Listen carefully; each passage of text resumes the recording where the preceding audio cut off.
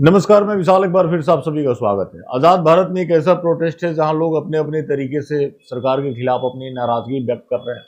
कोई गाली दे रहा है, तो कोई मीम्स बना रहा है, तो कोई प्ले कार्ड लेकर घूम रहा है, तो कोई गाने बजा रहा है, तो कोई मिस्टर नॉन बायोलॉजिकल जी के पुराने बयान सुनवाकर अपना रोष प्रकट कर रहा है, जिसके अलग अलग प्रकार हैं।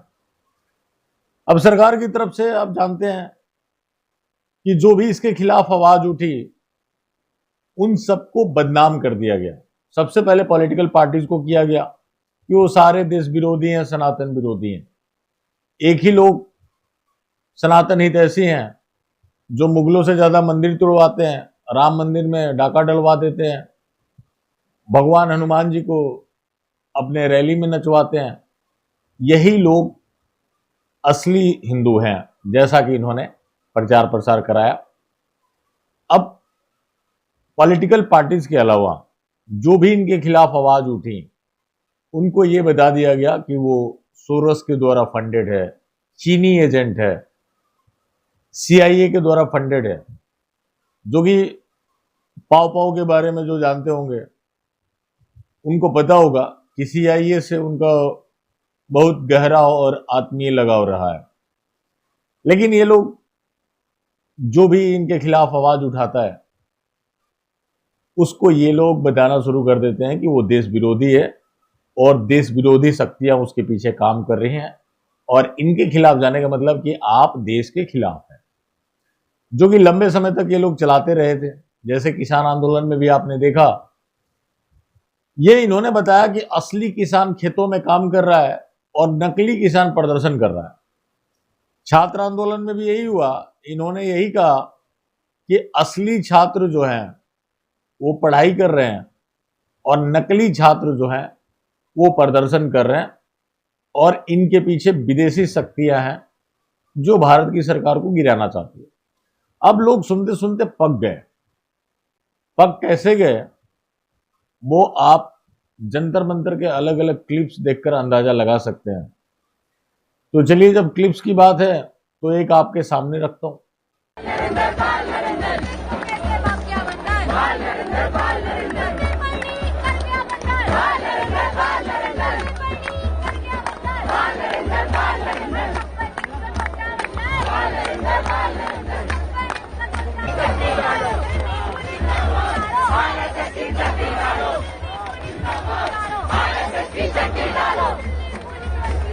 तो ऐसे वहां प्रदर्शन हो रहे हैं। ये एक महज ट्रेलर है। फिल्में देखेंगे तो ऐसे बहुत सारे क्लिप्स आपको मिल जाएंगे। अब जो इनका पुराना फंडा रहा कि उसे अराजक तत्व बता दो, देश विरोधी बता दो, सोनम वांगचुक को चीनी एजेंट बता रहे थे, वो अलग बात है कि इन्हीं का आदमी है। और मिस्टर नॉन बायोलॉजिकल को जब कोई देख लेगा तो वो उसको बुलाएगा कि उसके सामने तो सभी बौने ही हैं। अब ये सब चीज चलता रहा तो भारतीय जनता पार्टी के जो नेता हैं क्या बयान दे रहे थे वो भी देखिए। कोई विद्यार्थी है क्या वहां? ये तो दहशतगर्दों का बी टीम है। उसमें एक भी विद्यार्थी नहीं था, कोई भाड़े का टट्टू। छात्रों के भेष के अंदर जो है ये भेड़िए है, छात्र नहीं है इनके साथ। तो ऐसी भाषा का इस्तेमाल किया गया इस आंदोलन के लिए। सोनम वांगचुक अनशन कर रहे थे। एक उत्तर प्रदेश के भी इनके मंत्री हैं। सुन लीजिए सोनम वांगचुक को लेकर उनका विचार। नहीं करेंगे और करके दिखाएंगे। ये सीजेपी का जो प्रोटेस्ट चल रहा है जंतर मंतर पर, आप उच्च शिक्षा मंत्री हैं, क्या लग रहा है कि ये राष्ट्रद्रोहियों का प्रदर्शन है। क्या ये राष्ट्रद्रोही आपको नजर आते हैं? सीजेपी के जो समर्थक हैं वो राष्ट्रद्रोही पीछे है जो सोनम वांगचुक को आप राष्ट्रद्रोही कह रहे हैं। अब आप देखिए कि सोनम वांगचुक के लिए इन लोगों का ऐसा विचार, और आप देखिएगा कि जिसे बीजेपी का इकोसिस्टम गाली देता है उसे नरेंद्र मोदी बहुत आत्मीय लगाव रखते हैं। किसान आंदोलन में भी यही हुआ। जो किसान आंदोलन को फंड कर रहा था उसको इन्होंने पुरस्कार दिया। इस मामले में देखिए कि सोनम वांगचुक के पास दो दो मिनिस्टर भेजे जाते हैं। उनको आश्वासन दिया जाता है कि जो छात्रों के खिलाफ केसेस हुए हैं वो वापिस लिए जाएंगे। मुआवजे की बात थी। उसके बाद धर्मेंद्र प्रधान के बाद उचित अकाउंटेबिलिटी फिक्स की जाएगी। उस सोनम वांगचुक के लिए नरेंद्र मोदी का पोस्ट आता है, वो मैं आपको पढ़ के सुना देता हूं। मैं सोनम जी से आग्रह करता हूं कि वो डॉक्टरों की सलाह के अनुसार अपना दिनचर्या रखें, जल्द से जल्द अपना पुराना वजन फिर से प्राप्त करें। मतलब इनको उनके वजन की भी चिंता हो रही है।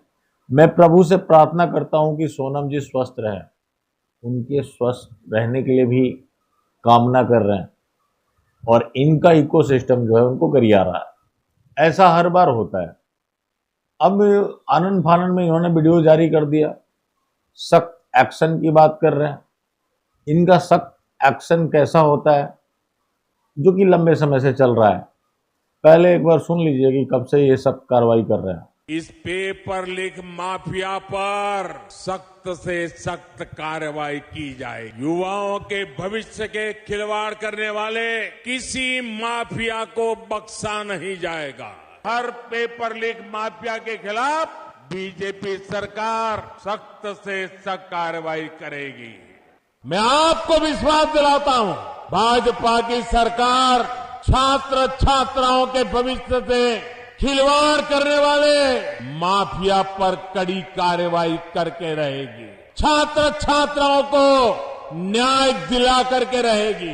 पेपर लीक जैसी समस्या जो हमारे युवाओं को चिंतित करती थी, हमने बहुत ही कठोर कानून बनाया ताकि उनके मन में जो सवाल या निशान था और उनको व्यवस्था के प्रति उनका गुस्सा था, उसको एड्रेस करने का सभी माननीय सांसदों ने देश के युवाओं के मन के भाव को समझ करके बहुत ही महत्वपूर्ण निर्णय किया है।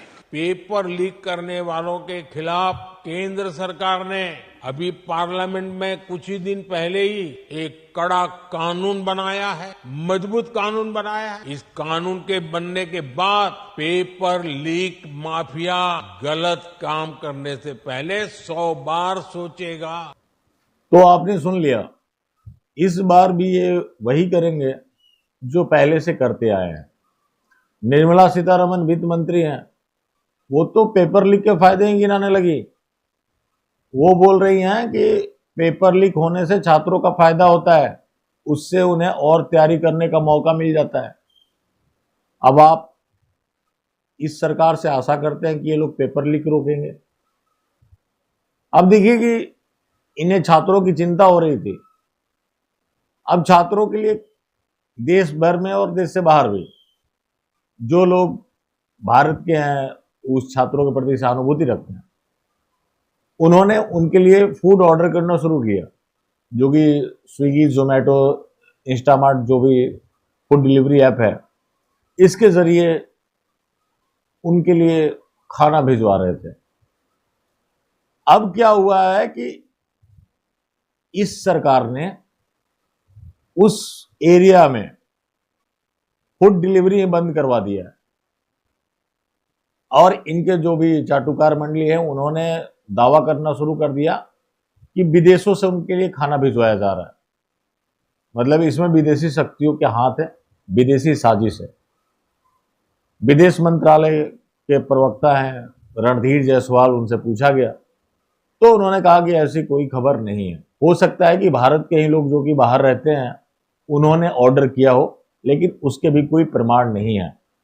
तो जो लोग देश भर में जो पहुंच नहीं सकते थे, उन्होंने जो खाना भिजवाना शुरू किया था, उस चीज के ऊपर भी रोक लगा दी गई है।